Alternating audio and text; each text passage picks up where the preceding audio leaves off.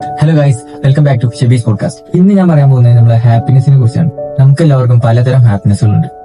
ഫാമിലീസിനും ഫ്രണ്ട്സിന്റെ കൂടെ time spend ചെയ്യുമ്പോൾ ഫുൾ ടൈം ആരോടെങ്കിലും സംസാരിച്ചിരുന്നാൽ തന്നെ ഒരു സന്തോഷമാണ്. പിന്നെ പ്രതീക്ഷിക്കാതെ വരുന്ന സന്തോഷങ്ങളുണ്ട്. ലൈക്ക് ബർത്ത്ഡേക്ക് സർപ്രൈസ് തരിക, കുറെ കാലം കാണാതിരുന്ന ഒരാളെ പെട്ടെന്ന് കണ്ടുമുട്ടുക, അവരുമായി പഴയ ഓർമ്മകൾ പങ്കുവെക്കുക, അങ്ങനെ പ്രതീക്ഷിക്കാത്ത ഹാപ്പിനെസ്സുകളുണ്ട്.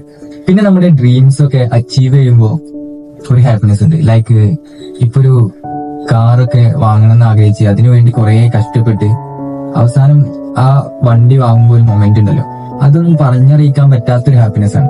പിന്നെ എക്സാമിനൊക്കെ കുറെ കഷ്ടപ്പെട്ട് പഠിച്ച് അവസാനം അത് പാസ്സാകുമ്പോൾ ഒരു സന്തോഷമുണ്ട്. എനിക്ക് ഏറ്റവും സന്തോഷം തോന്നിയിട്ടുള്ളത് കൂട്ടുകാരൊപ്പം ഒരു ബൈക്കിൽ 3 ആള് സംസാരിച്ചിങ്ങനെ പോകുന്നതാണ്.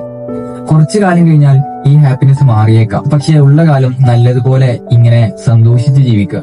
ഞാനൊരു ക്വസ്റ്റ്യൻ ചോദിച്ചോട്ടെ, നിങ്ങളുടെ ഏറ്റവും വലിയ ഹാപ്പിനെസ് എന്താണ്? അപ്പോ അടുത്തൊരു പോഡ്കാസ്റ്റിംഗ് വീഡിയോ ആയിട്ട് മറ്റൊരു ദിവസം കാണാം. ബൈ.